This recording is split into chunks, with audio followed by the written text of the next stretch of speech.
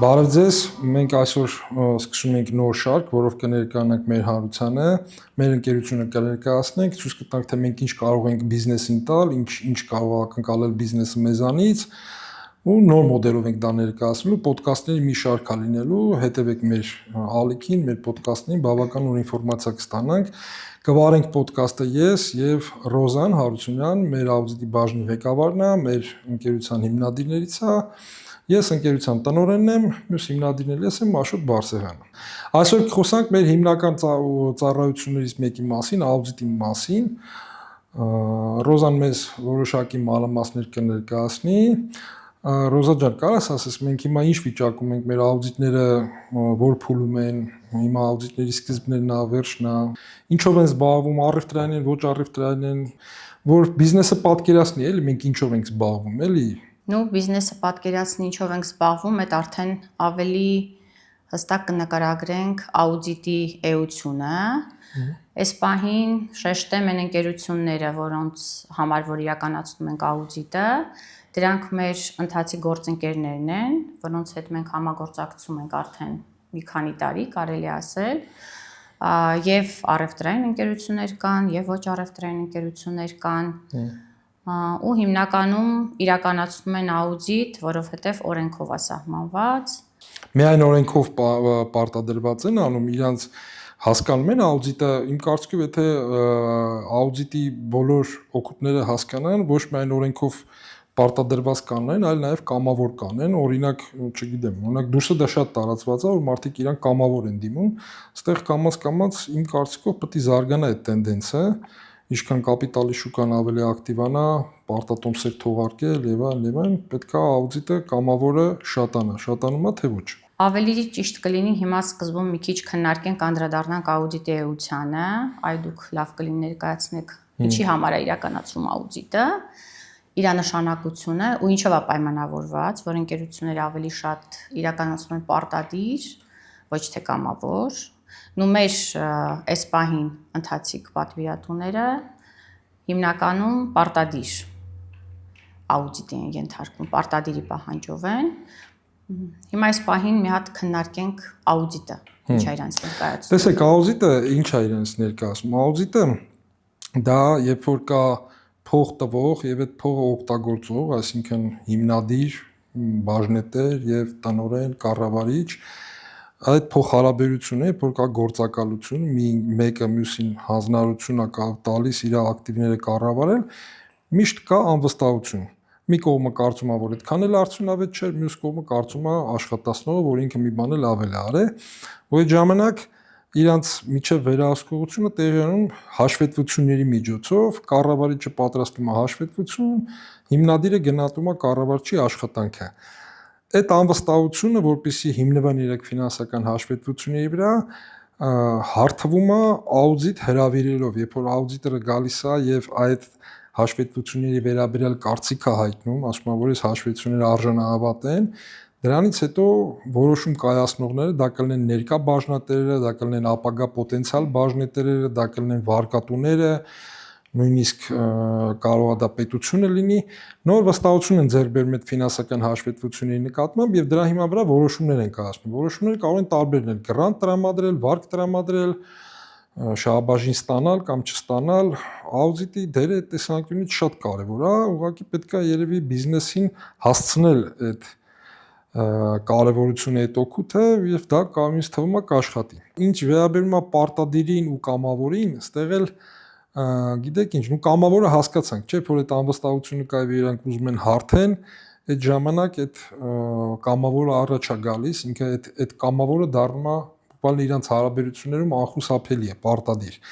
Մյուսը ինչի է պարտադիր, հա, այդ օրենքով ինչի է սահմանված, դրա մեջ էլ որոշակի տրամաբանություն կա, էլի այդ նախորդ այդ կամավորի փոխհարաբերության նման մի բան, երբ որ խոշոր մեր մոտ կա օրենքով ովքեր են պարտադիր, կասես։ Նու 3 պայման կա, որ պետքա այդ 3-ից 2-ի միաժամանակ տեղի ունենալն է։ Նու ավելի շատ աշխատողների քանակ, հասույթ եւ ակտիվներ։ Նկարագրենք, որ ասենք բանը, տնօրենները հասկանան, դա ինչ տիպի կազմակերպություններն են, էլի նու իր հասույթը պետքա 4 միլիարդից ավել լինի, աշխատողների քանակ, այնտեղ բայց երկու պայման պետքա միաժամանակ լինի, այդ թվերը դու մեր ոչ միայն դրանք են պարտադիր էլ ովքեր են պարտադիր, նաև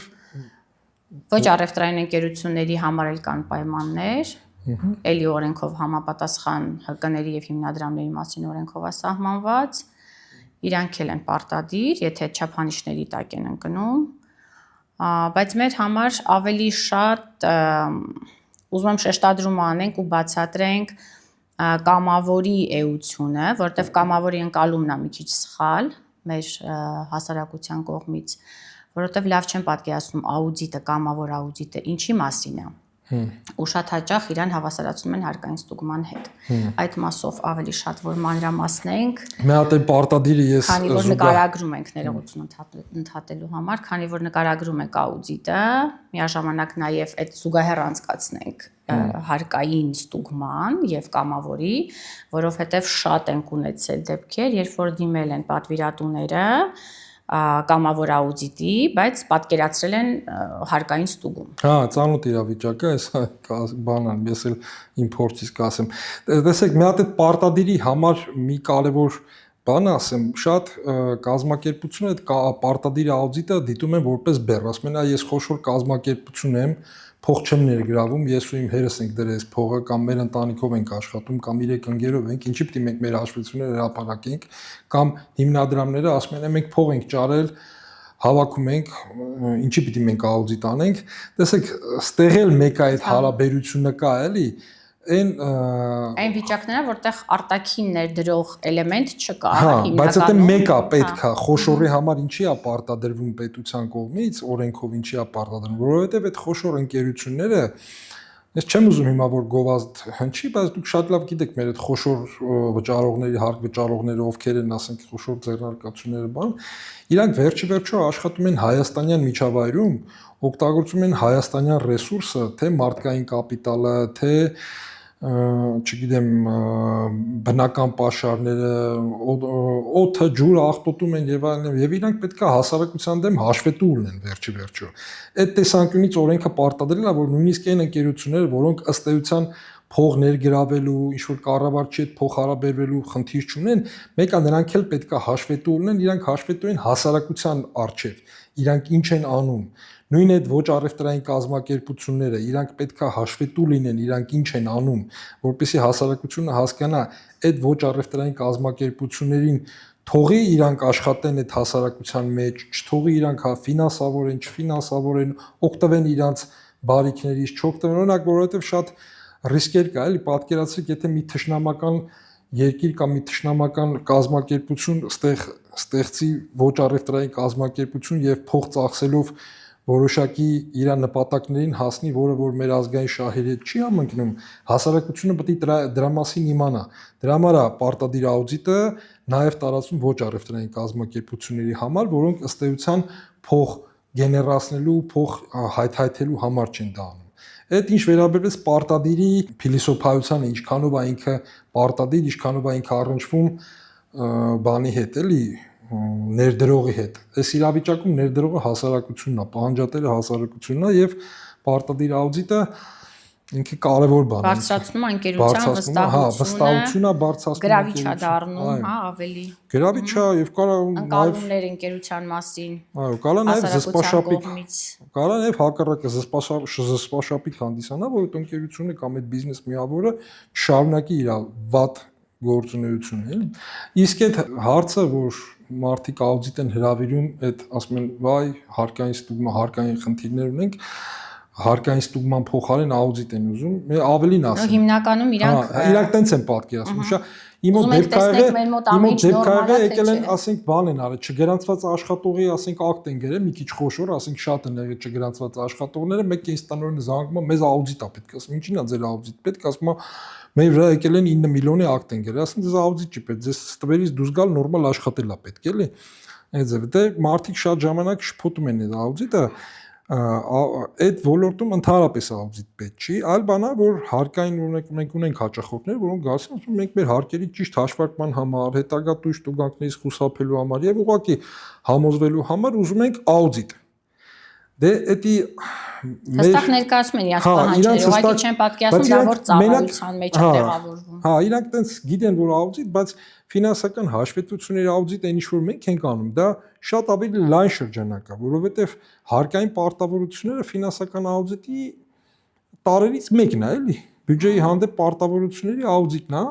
այնպես է։ Իսկ մենք ֆինանսական հաշվետվությունների աուդիտների ժամանակ ստուգում ենք հիմնական միջոցները, ասում ենք այո, այդ հիմնական միջոց այդքան կա, ստուգում ենք պաշարները, ասում ենք այսքան պաշար հնացած է կամ հնացած չի, դեբիտորական պարտքերն ենք հաստատում, շատ ավելի մեծ պատկեր է տալիս ֆինանսական հաշվետվությունը օգտագործողին եւ մենք դա ենք հաստատում։ Իհարկե մեզ կարելի է բան անել, մենք անում ենք նաեւ այդ հարկային ստուգումներ, դա ավելի ոնց որ փոքր շրջանակ ընդգրկում, բայց փորձը ցույց է տալիս ոնց որ այդ փոքր շրջանակը հաստատելու համար մեկը կիրառվում են ֆինանսական հաշվետվությունների աուդիտի սա գործիքները կիրառում ենք, էլի, ու կարող է առանց հիմնական միջոցները կամ առանց մնացած հոդվածների ստուգումը կարող է ճիշտ հարկային պարտավորություն ստուգես, դժվար։ Հենց որ ես կարծում եմ, որ նո հա կարա լինի այն ընկերությունները, որոնք որ ուզում են ֆինանսական միայն հարկային աուդիտ, պետքա պատկերացնեն, որ դա մոտարապես նույն արժեք կազմի, նույն աշխատանքային ծավալն է, ինչ որ ֆինանսական հաշվետվությունների աուդիտը։ Իսկ Ռոզա ջան, օրինակ, ես տարածված շատ է, էլի ինձ այդ խնդիրը եղել, էլի, ասում են, ձեր աուդիտի գինը ինչքան է, այդ հարցին ո՞նց եք պատասխանում, էլի, դե գիտենք, որ այդպես միանշանակ չի կարա, էլի, դա այդ հարցը պատասխան ունենա, դա կախված է շատ կրիտերիաներից, օրինակ, որ կրիտերիաներից է կախված, դա ո՞նց է գինը որոշվում, էլի։ Ну, չգիտեմ ովքեր են հարցրել, բայց ինձ ավելի շատ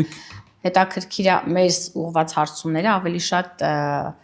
հարցնում են, հա, հարցում են իրականացնում ծառայության արժեքի, երբ որ պատասխանում ես, նոր զարմանում են, ինչ է ինքը այդքան արժի, որովհետև ով որ աուդիտ չի անցել, հա, ինքը չի պատկերացնում աուդիտի process ընթացակարգերը, որովհետև հիմա ավելի շատ իրականացվում է փորձելով մինիմալ ներգրավվածություն ունենալ, հա, աուդիտի ենթարկվող ընկերության ներկայացուցիչների հետ, հա, իրանց ներգրավվածությունը մի քիչ փոքրացնել, բայց մի փոքր երևի նկարագրենք հասկանանք այդ աուդիտի ընդհանուր, հա, փուլերը, ինքը շատ իրականում ժամանակատար process է, որովհետև աուդիտի ստանդարտների համաձայն իրականացնում ենք ընթացակարգեր, որոնք որ անկախ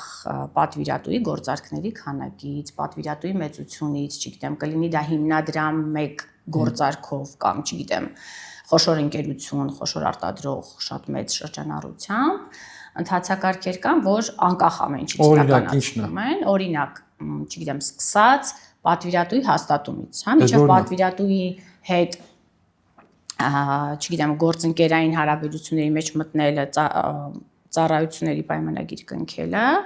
իրականացվում է պատվիրատուի ուսումնասիրություն, հա, հասկանալու համար, չգիտեմ, արդյոք այդ պատվիրատուին համապատասխան ոլորտին համապատասխան ունենք գիտելիք ու փորձ, հա, ունենք այդ ռեսուրսը իրականացնելու թե ոչ։ Պատվիրատուին ինչի համար է անհրաժեշտ այդ ծառայությունը։ Պետք է ստուգենք պատվիրատուի, ուսումնասիրում ենք պատվիրատուի վարկանիշը, պատվիրատուի համբավը։ Այսինքն մի վարքան կներեք, այսինքն ես ճիշտ եմ հասկանում, կարող ենք ուսումնասիրենք, հասկանանք, որ մենք այդ բիզնես փորձառություն ունենք, որ նման տիպի կազմակերպություն կարող ենք աուդիտ անել, բայց զուտ պայմանավորված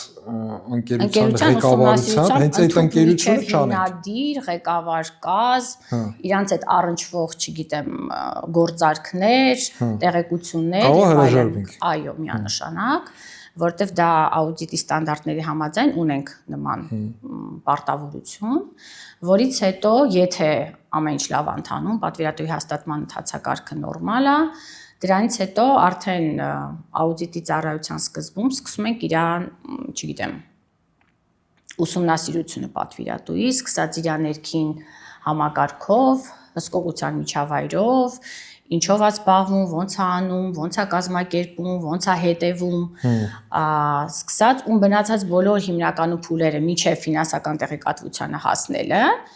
ու ինքը տենց շատ երկարաժամկետ process է, որը որ իրականացվում է, փաստաթղթավորվում է աուդիտորի կողմից։ Ու հիմնականում պատվիրատու ընկերությունը ներգրաված է լինում զուտ հարցերի կամ չգիտեմ ինչ որ կանոնակարգերի թղթերի տրամադրմամբ, ինքը չի էլ տեսնում այդ իրականացվող ծավալը, հա, արդյունքում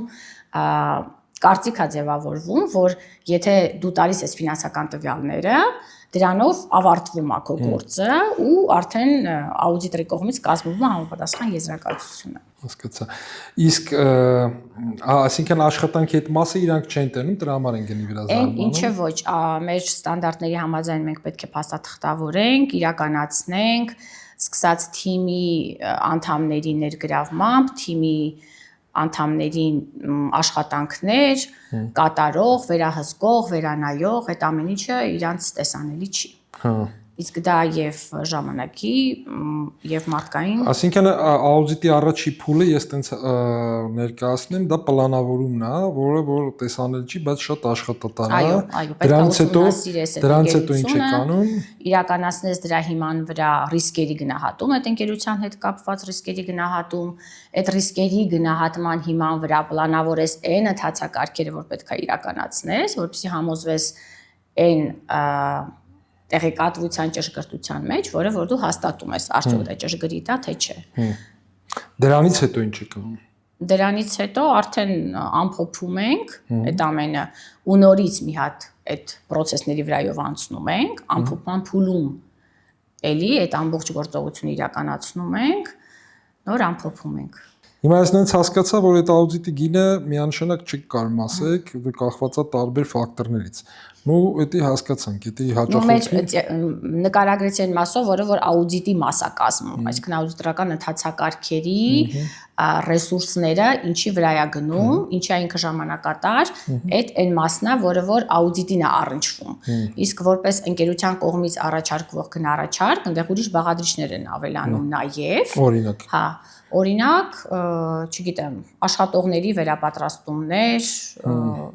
ինչ օրինակներ կարան լինել։ Լավ, դա հələ կանադառնանք դրան, ինձ ուրիշ բան է հետաքրքիր։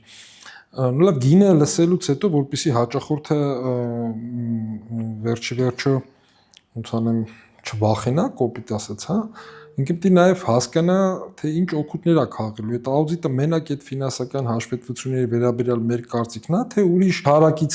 բաներ օգուտներ կարա ստանա աուդիտի ընթացքում, թե մենք զուտ գալիս ենք իրանց ֆինանսական հաշվետվությունների աուդիտ ենք անում ու իրանց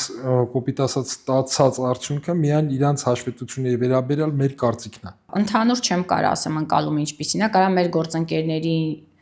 շրջանակում առանձնացնեմ գործընկերներ, եզակի, որ օրինակ ունենք ոչ առևտրային ընկերություն, որը որ հասկանում է դա ինչի համար է, ինչ է, նույնիսկ քննարկում են իրենց տարեկան ժողովում այդ հաշվետվությունը կետ-առ-կետ, հա, ինչ որ արտացոլված է հաշվետվության մեջ, բայց դա էլ պայմանավորված է նրանով, որ հոգաբարձուների խորհրդի անդամները այլ երկրի ներկայացուցիչներ են, ոչ Հայաստանից,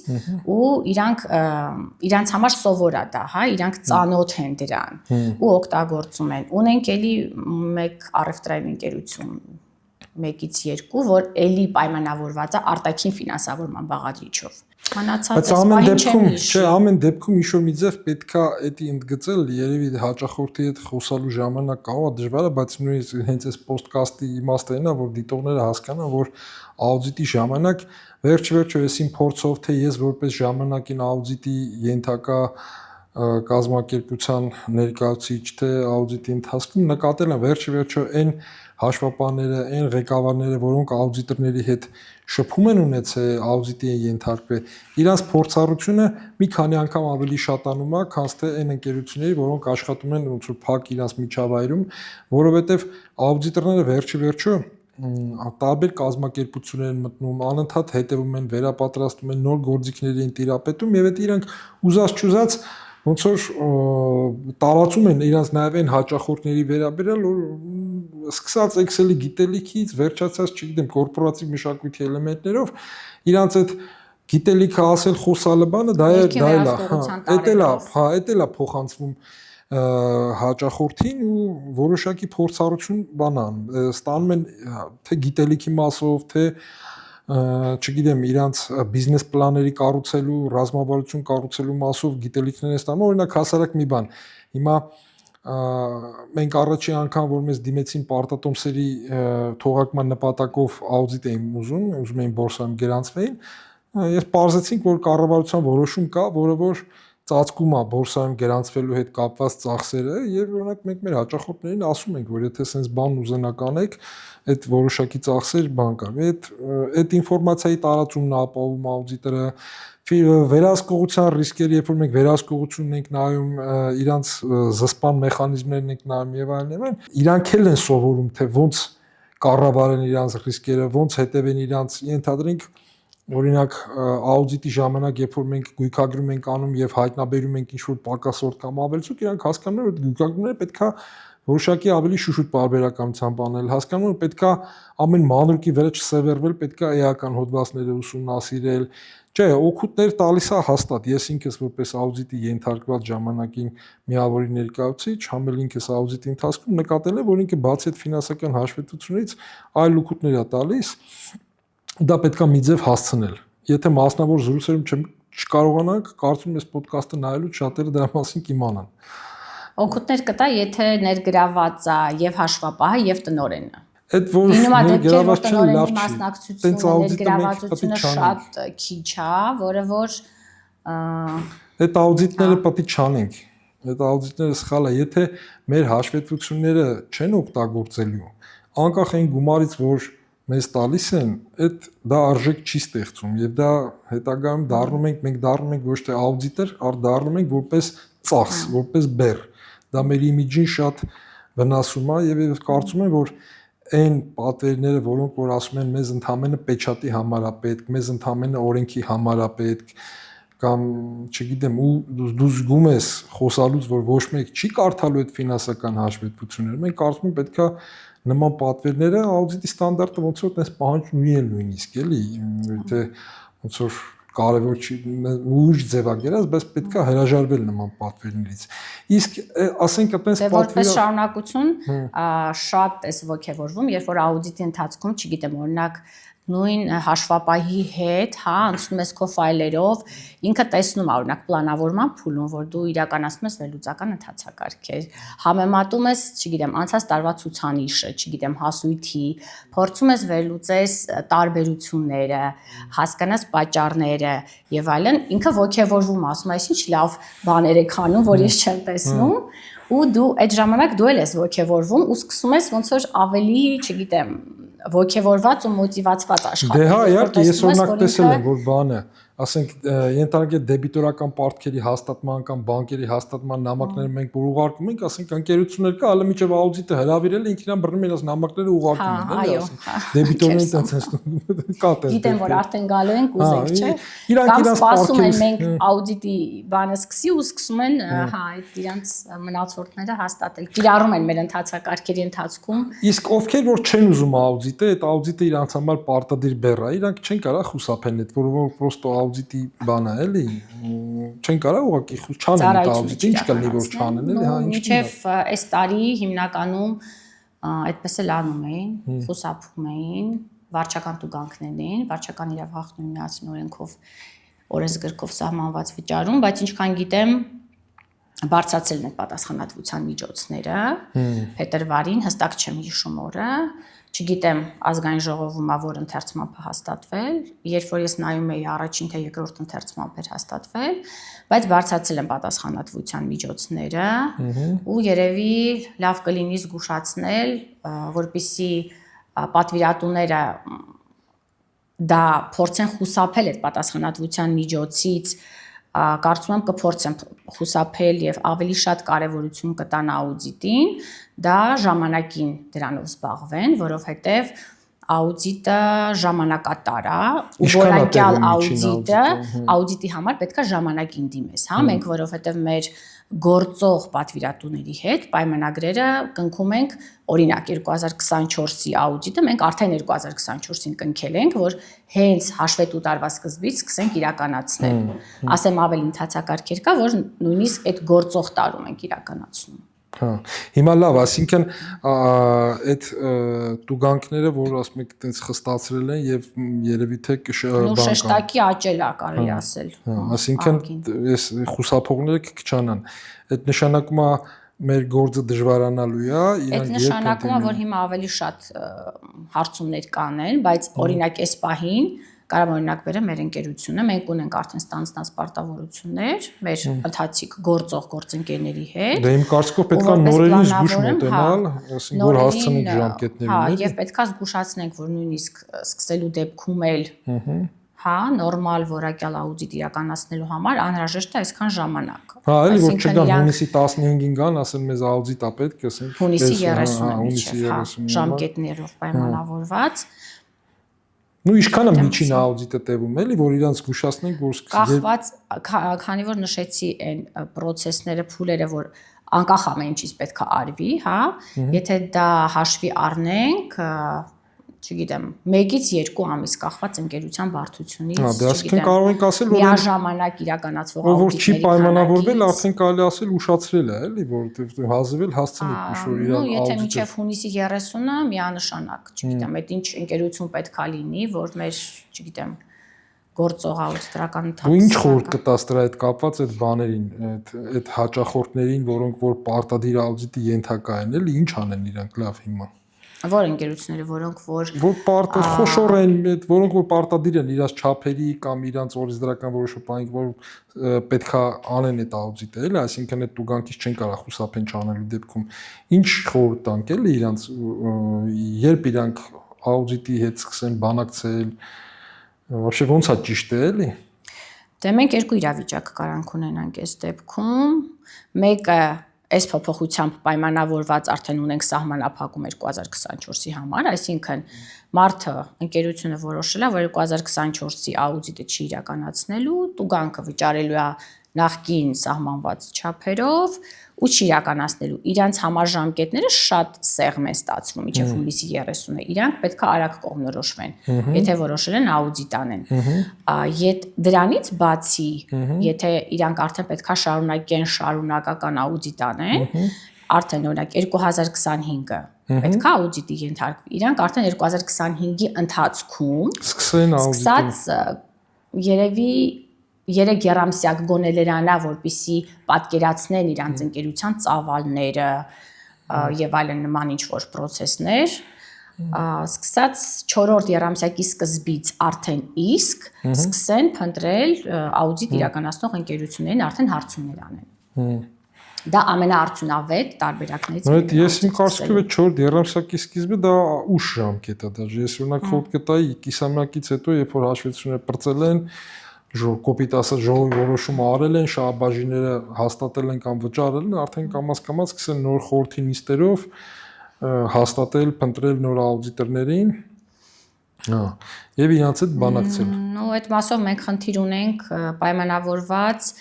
թե դա ինչ կազմակերպություն է, օրինակ, չգիտեմ, ֆինանսական կազմակերպությունները, քանի որ ունեն այլ վերահսկողություն եւ այլ, չգիտեմ, հաշվետվողականություն, իրանք հենց առաջի երամսյակից են, որտեղ իրանց մոտ տվյալների հասանելիություն, ճշգրտություն, հաշվառում, այդ ամեն ինչը ամենօրյա գրաֆիկով է տեղի ունենում, հա։ Իսկ այն մնացած ընկերությունները, առևտրային եւ ոչ առևտրային, իրանց մոտ սովորաբար այդ տվյալները ավելի շատ պատրաստ են լինում 4 երամսյակի սկիզբ, նոր իրանք ունենում են արդեն պատշաճ ձևակերպված հաշվառված տվյալներ, էլի։ Իսկ սենց խնդիրներ կա, օրինակ ես եղել է էլի իմ հետ, երբ որ ես աուդիտի մենեջեր էի, ասում եմ մենք այս տվյալը գաղտնիա չենք տրամադրում։ Ինչի՞ համիրանցել ես հասկանում, բայց մյուս կողմից է գաղտնիա, եթե մեզ չեք վստահում, ոնց ենք մենք ծածկում, ոնց ենք բացատրում այդ գաղտնիության հետ կապված էլի։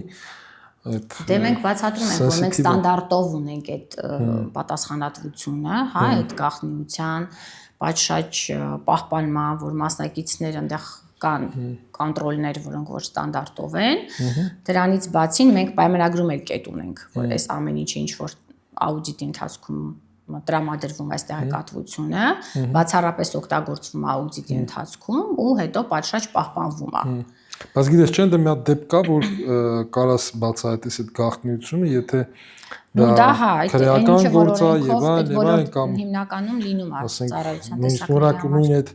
Snowden-ի հետ կապված դեպքը, չէ, ինքը ըստ էության գաղտնիություն է խախտել, որ այդ տվյալները արտահանել է,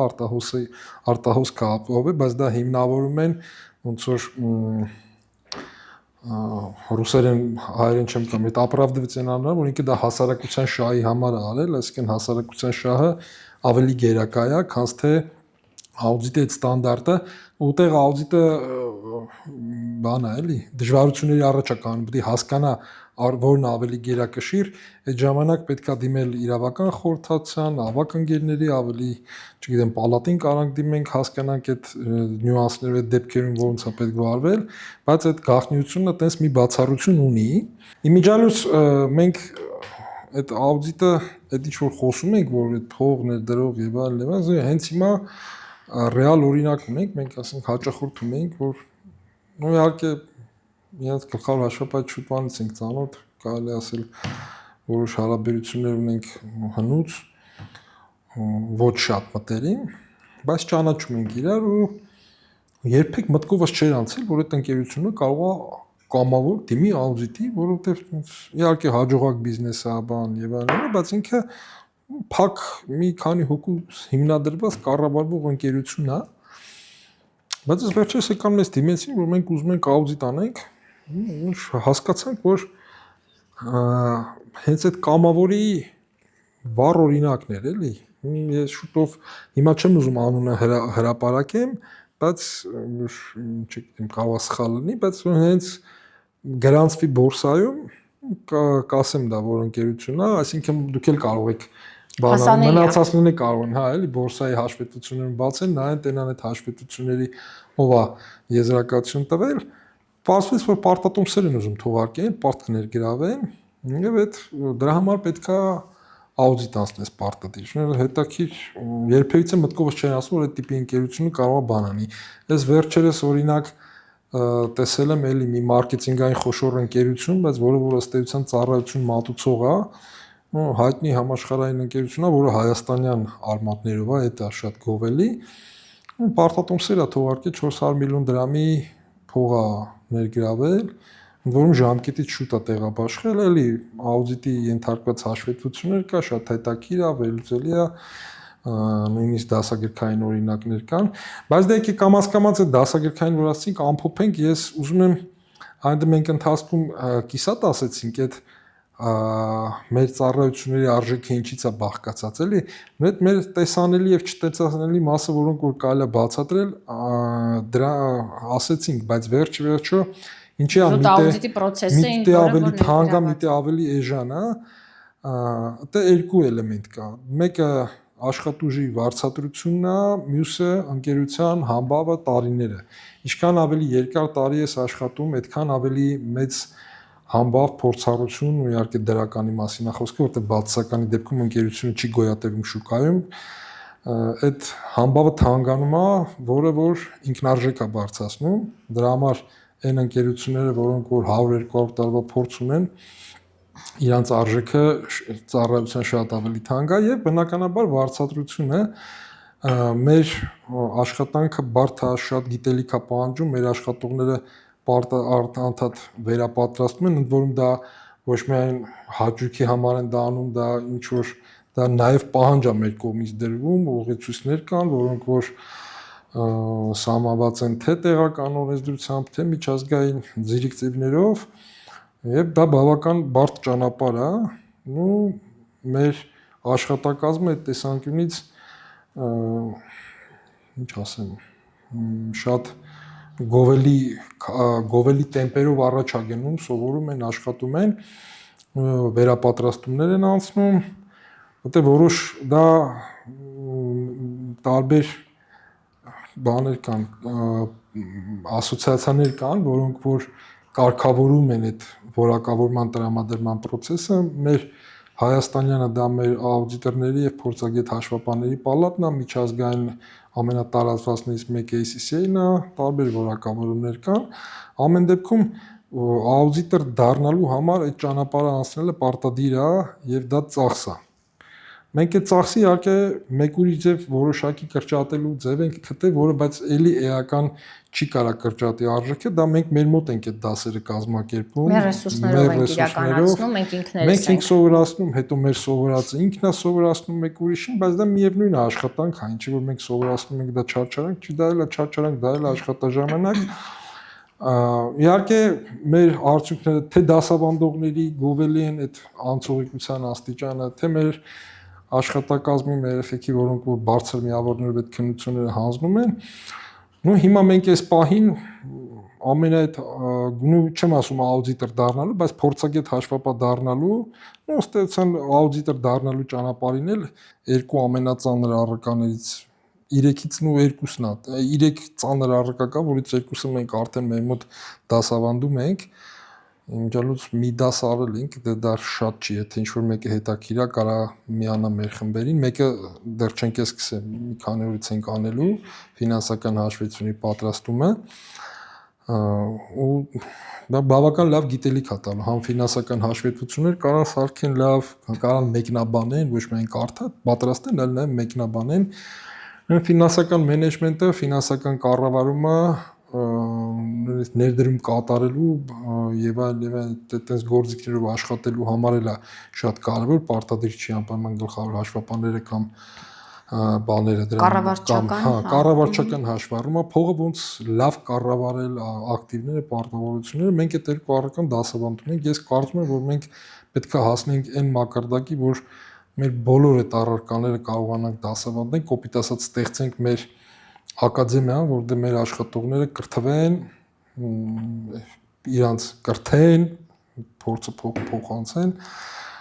Ես կարծում եմ այսօրվա հարցազրույցը շատ էֆեկտիվ էր։ Կարծում եմ, որ հնարավոր եղավ։ Հա, դա էս կար հասկանալի, ժամանակահատվածում, չգիտեմ, ամեն դեպքում կարողացանք կհասցնենք։ Կարծում եմ մեր ալիքին ավելի շատ երևի հարցեր կուղեն, թե մեր Facebook-յան էջին, մեր Instagram-յան էջին կգրեն երևի հարցեր, մյուս անգամ ոդկասթը վարելուց այդ հարցերին կարադառնանք, եթե շատ հրատապ կամ անձամբ պատվերի հետ կապված հարցեր կլինի, անմիջապես կարձագանքենք մի օրվա ընթացքում, երկու օրվա ընթացքում։ Կարծում եմ, որ արդյունավետ է, ինչ որ կարելի էր հասցնել sense բանավոր զրույցի ընթացքում հասցրեցինք ինչ-որ փոքրիկ նկարագրություն հիմնական ամփոփումը ես ոնց որ կուղեմ նորից հիշացնեմ բոլոր բիզնեսներին եթե իրանք պարտավոր են աուդիտ անցնեն եթե իրանք որոշել են աուդիտ անցնեն ինչքան շուտ սկսեն աուդիտորի այդ բանակցությունները այդքան ավելի մեծ արդյունք կստանան այդքան ավելի իրանք կասկանդված չեն լինի, կունենան մի քանի այլընտրանքներ, ուսումնասիրելու աուդիտորական ընկերությունները, քանի որ աուդիտորական ընկերությունների կողմից իրականացված աուդիտների ցանկը տեղեկատվությունը հասանելի է, ժամանակ կունեն ուսումնասիրելու, ընտրելու եւ այլն։ Այդ ընտրության ժամանակ կարան մեզ էլ դիտարկեն, տվյալները մեր կայքում կա, մեր ալիքին կարան բաժանորդագրվեն Իսկ այն հաշվապահները, որոնք որ կուզեն դասերի մասնակցեն, կուզենան դառնան փորձագետ հաշվապահ կամ աուդիտոր, նույնիսկ եթե անփորձ են, կարող են դիմել մեզ, մենք խորհուրդ տանք ճանապարհը, թե ոնց պետք է անեն, իսկ եթե արդեն որոշակի ճանապարհ ունեն անցած եւ այդ դասերին կարող են ուրիշ տեղեր մասնակցեն, մենք չենք միակը, մենք մի քիչ ավելի փոքր խմբերով ենք դա անում, ձև Շատ համագործակցության ձևեր ունենք։